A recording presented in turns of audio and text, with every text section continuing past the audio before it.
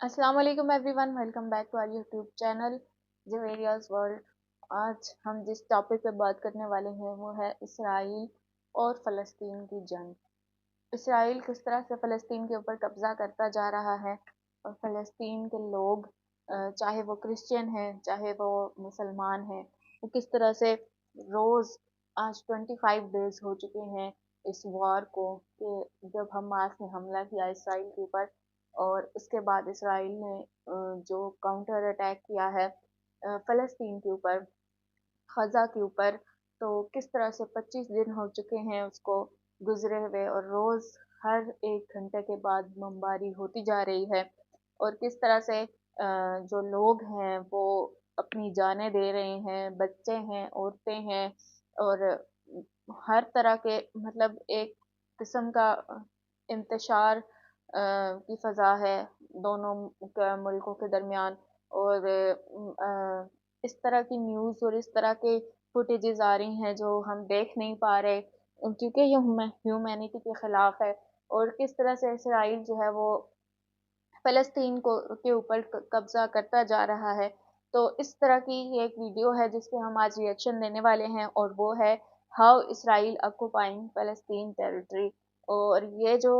Video ہے یہ big سوچو کی طرف سے ہے، ان کا original link top of the description میں ہوگا، make sure to subscribe their channel. تو چل کے دیکھتے ہیں کہ یہ کس طرح کا کنفلکٹ ہے اور یہ کب تک چلے گا۔ Let's start. بگ سوچو میں خوش آمدید۔ فلسطین کا تاریخی علاقہ 1947 میں کچھ یوں دکھائی دیتا تھا، اور یہ ریجن برطانیہ کے کنٹرول میں اس وقت تھا۔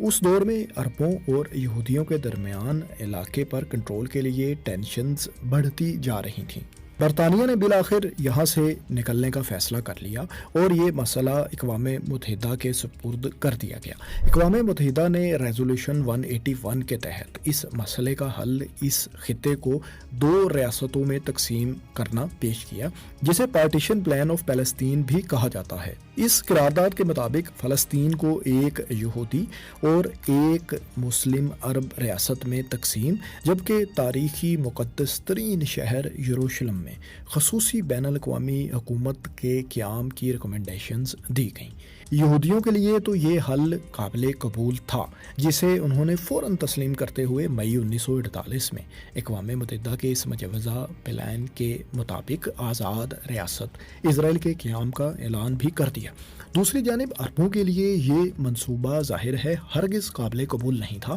اور انہوں نے فوراً ہی اسے تسلیم کرنے سے انکار کر دیا۔ عربوں کی جانب سے اس منصوبے کو تسلیم نہ کرنے کی سب سے بڑی وجہ یہ تھی کہ یہودی اس وقت آبادی کے لحاظ سے اس خطے میں محض 33% تھے، اور انہیں فلسطین کے رقبے کا 57% ایسا علاقہ مل گیا تھا جہاں پر ان کی اکثریت بھی نہیں تھی، جبکہ عربوں کی اکثریت کے باوجود انہیں اپنے ہی ملک کا صرف 43% اور وہ بھی ٹکڑوں میں بٹا ہوا علاقہ دیا گیا تھا۔ اب سوال یہ ہے کہ اس خطے میں یہودیوں کی آبادی 33% تک بھی آخر کیسے پہنچی؟ یہ ایک تکلیف دہ اور پر تشدد تاریخ ہے کہ کیسے اقوام متحدہ اس نہج پر پہنچا کہ اس نے یہودیوں کی الگ ریاست کا اعلان بھی اس خطے میں کر دیا۔ اس موضوع پر تفصیل سے اگر آپ جاننا چاہتے ہیں تو آئی بٹن پر کلک کر کے ہماری یہ ویڈیو دیکھ سکتے ہیں۔ خیر تو دوستو، اسرائیل کے وجود میں آنے کے بعد 1948 میں اردن، شام، مصر اور لبنان نے نومولود متنازع یہودی ریاست کے خلاف اعلان جنگ کر دیا، جسے پہلی عرب اسرائیل جنگ بھی کہا جاتا ہے۔ جنگ کا خاتمہ اسرائیل کی فتح پر ہوا۔ عارضی جنگ بندی معاہدے کے بعد اسرائیل کے بارڈرز اقوام متحدہ کے مجوزہ بارڈرز سے بھی آگے تک پھیل چکے تھے، یعنی وہ فلسطین کے 57% سے بھی بڑھ کر 78% رقبے پر اب قابض ہو چکا تھا۔ آپ کہہ سکتے ہیں کہ اسرائیل کے رقبے میں مزید 21% اضافہ ہو چکا تھا۔ اس جنگ کے خاتمے پر ویسٹ بینک یعنی مغربی کنارے کا علاقہ اردن کی افواج اور غزہ کا علاقہ مصر کی فورسز کے کنٹرول میں آ گیا تھا۔ پہلی عرب اسرائیل جنگ کا سب سے تکلیف دہ پہلو وہ لاکھوں فلسطینی مہاجرین ہیں جنہیں اپنا گھر بار جائیدادیں سب کچھ چھوڑ کر ہمسایہ ممالک یا فلسطین ہی کے مغربی کنارے اور غزہ کے علاقوں میں آباد ہونا پڑا، کیونکہ فلسطینی عربوں کی آبادیاں اور کاروبار وغیرہ کو اس جنگ میں اسرائیل مکمل طور پر تباہ کر چکا تھا۔ اس وقت اس ریجن میں فلسطینیوں کی آبادی 14 لاکھ کے لگ بھگ تھی۔ مختلف اندازوں کے مطابق غزہ ہجرت کرنے والے فلسطینیوں کی تعداد اس جنگ کے بعد 2 لاکھ، جبکہ مغربی کنارے میں مہاجرین کی تعداد 3 لاکھ کے لگ بھگ تھی۔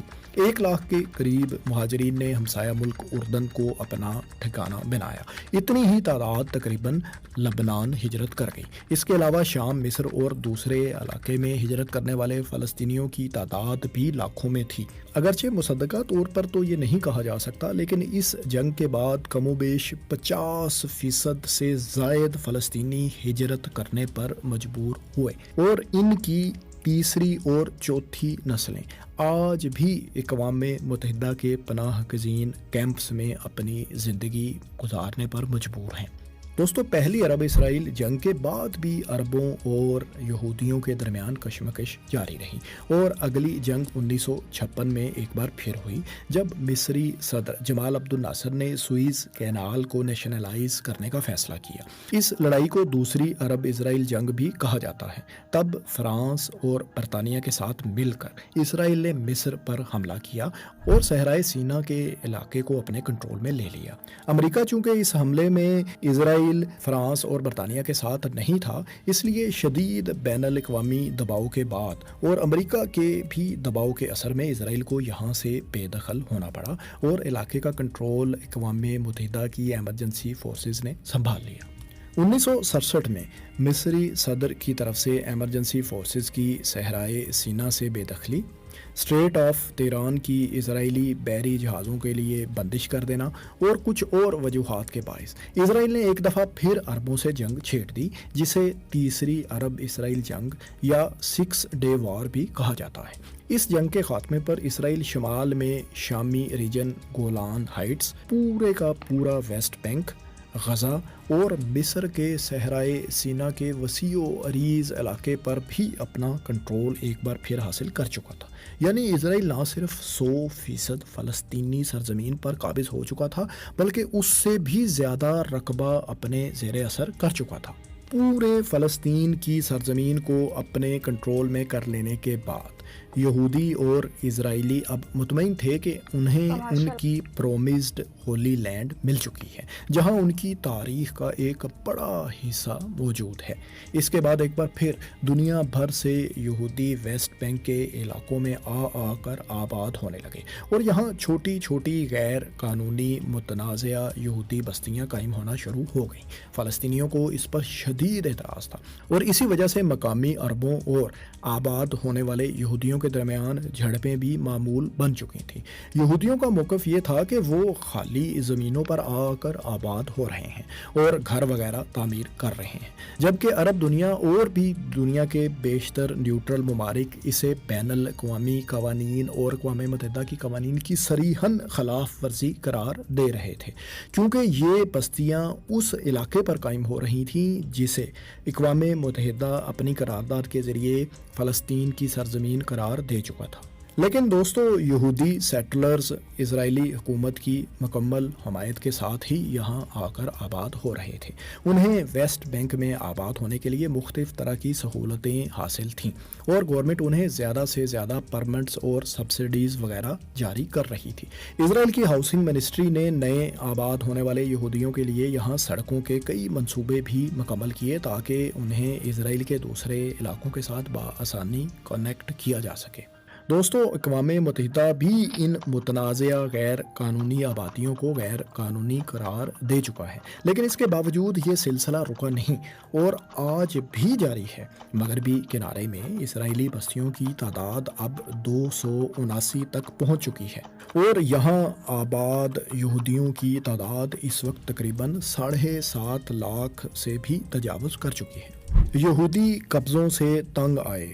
فلسطینیوں نے 6 ڈے وار کے بعد بھی مزاحمت جاری رکھی، اور 1973 میں چوتھی عرب اسرائیل جنگ کا آغاز ہو گیا۔ یوم کپور وار کے نام سے بھی اسے جانا جاتا ہے۔ اس جنگ میں عربوں کو شکست کا سامنا ایک بار پھر کرنا پڑا اور وہ مقبوضہ علاقے اسرائیل سے چھڑانے میں ناکام رہے۔ اب شاید عربوں کو بھی یہ محسوس ہونے لگا تھا کہ اسرائیل کو جنگ میں شکست دینا شاید ان کے لیے اب ممکن نہیں رہا۔ یوم کپور وار کے 6 سال بعد 1979 میں ایک معاہدے کے تحت مصر نے اسرائیل کو تسلیم کر لیا اور اس کے نتیجے میں صحرائے سینا کا وہ علاقہ جو 1967 میں اسرائیل کے قبضے میں چلا گیا تھا وہ بھی مصر کو واپس مل گیا۔ مختلف جنگوں میں شکست اور 1980 کی دہائی میں شروع ہونے والی مزاحمتی تحریک جسے فرسٹ انتفاضہ بھی کہا جاتا ہے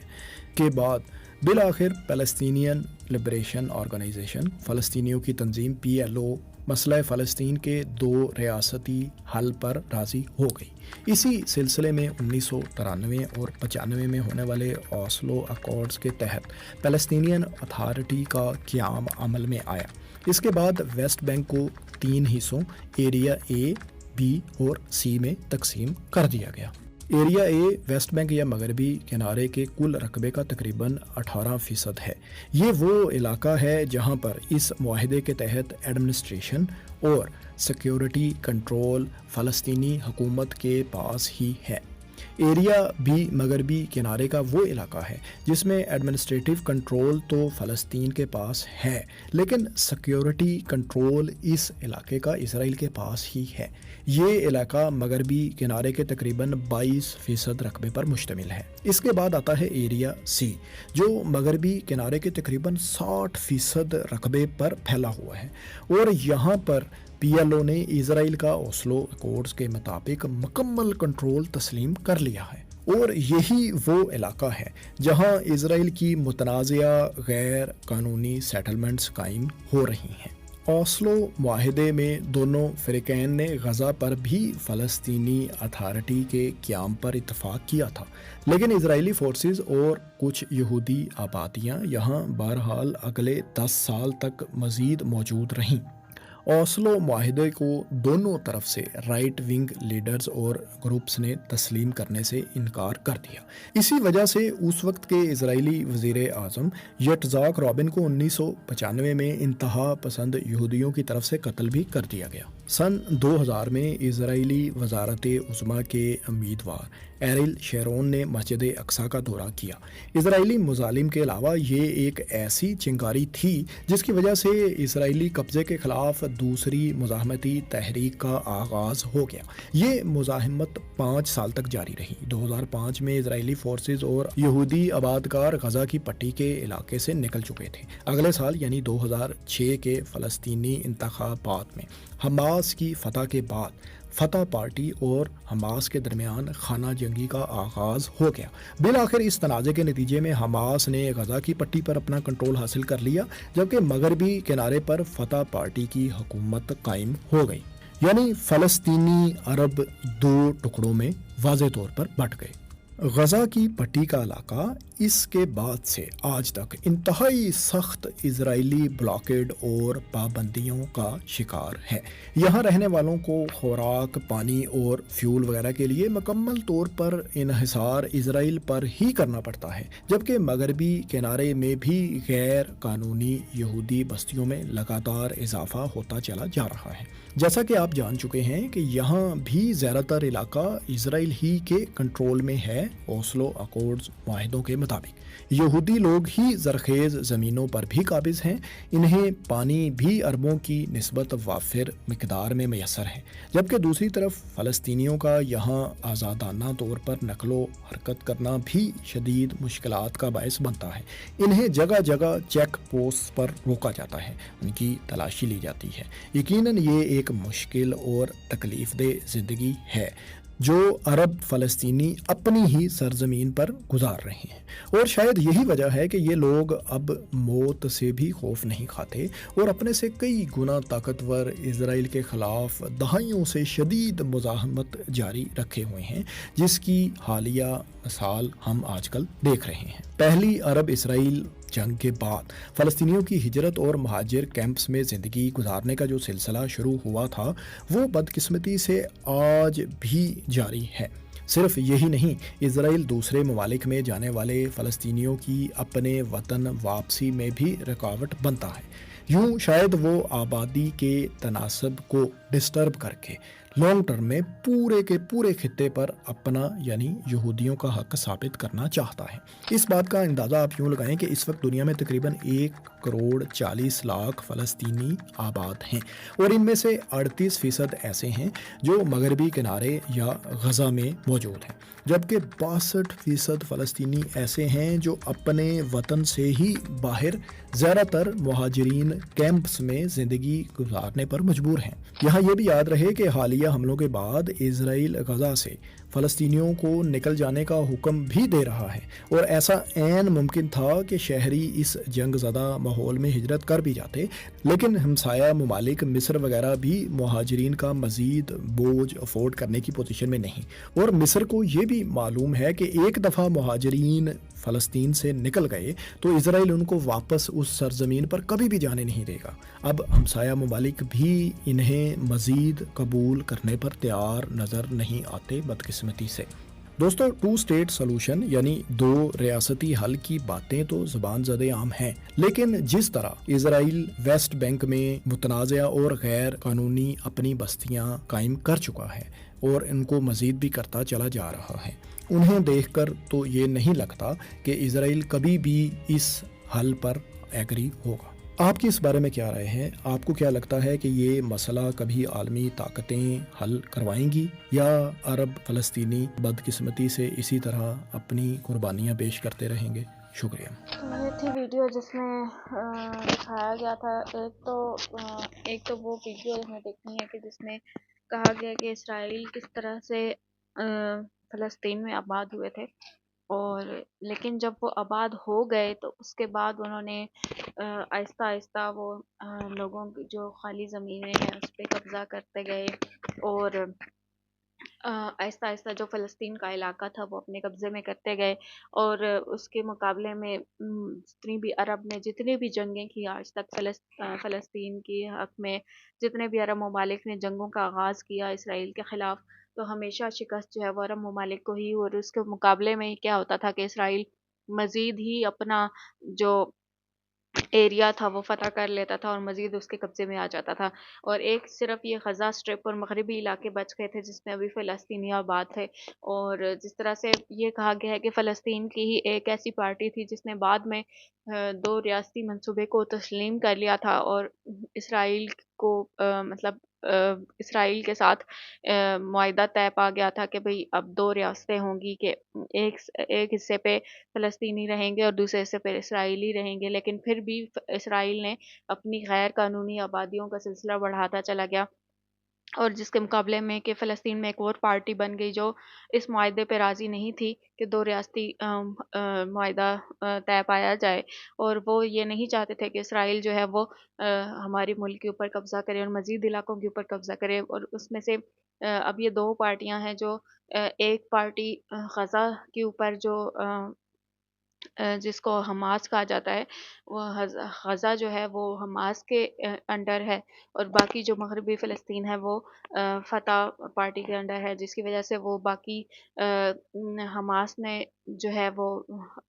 ایک ہمیشہ سے یہ جو غزہ والا علاقہ ہے وہ ہمیشہ سے اسرائیل کے ساتھ ایک جنگ کے اس میں ہی رہا ہے، اور اس کی جس کی وجہ سے بہت سے لوگوں نے اپنی جانیں دی ہیں، اور ابھی تک لوگ جو ہے مہاجر کیمپوں میں، ریفیوجی کیمپوں میں جو ہے اپنی زندگی گزار رہے ہیں، اور بہت سے ایسے فلسطینی ہیں جو ملک سے باہر ہجرت کر کے دوسرے ملکوں میں، عرب ممالک میں زندگی گزار رہے ہیں، اور اب آج کل کی جو سچویشن یہ ہے جس میں ان کو اپنی ہی سرزمین سے نکلنے کا کہا جا رہا ہے، اور اسرائیل کہہ رہا ہے کہ آپ فلسطین سے نکل جائیں، اور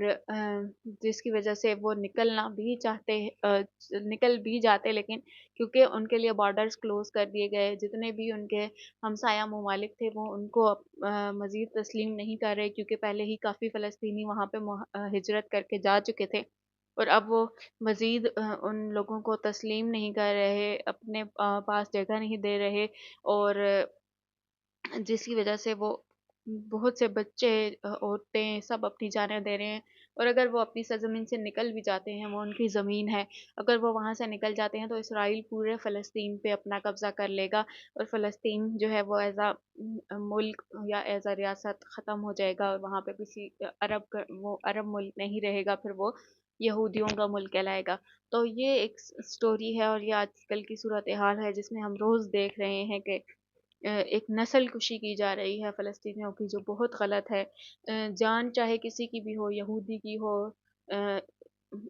مسلمان کی ہو یا عیسائی کی ہوں، مذہب کو بالا تر رکھ کے انسانیت کے طور پہ یہ ایک دیکھنا کہ لوگوں کو قتل عام کیا جانا یا ان کی نسل کشی کرنا، ان کے بچوں کو مارنا، عورتوں کو مار دینا، اور ایک پوری نیشن کو وائپ آؤٹ کر دینا، یہ ایک مطلب درد کن لمحات ہیں کہ ہم سے دیکھا نہیں جا رہا،